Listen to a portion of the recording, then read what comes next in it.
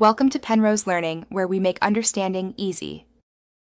You start by powering the Samsung Chromebook and connecting the charger. This prevents interruptions. Once the device boots, choose your language and keyboard layout. These control input and regional settings. Next, connect to Wi-Fi. It's required to verify your Google account and download updates, so pick a stable 4 GHz or 5 GHz network. Make sure you have your Google credentials handy. If you plan a local recovery, insert the USB now. This gets you past the initial gates quickly and reliably.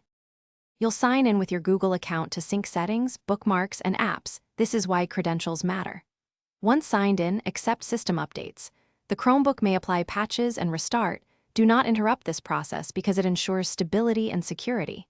Then configure a local PIN and choose sync preferences, apps, extensions, and Chrome settings. If you want Android apps, enable Google Play and agree to permissions. Tailoring sync and play access saves time and keeps data consistent across devices. You finish by running the first run walkthrough.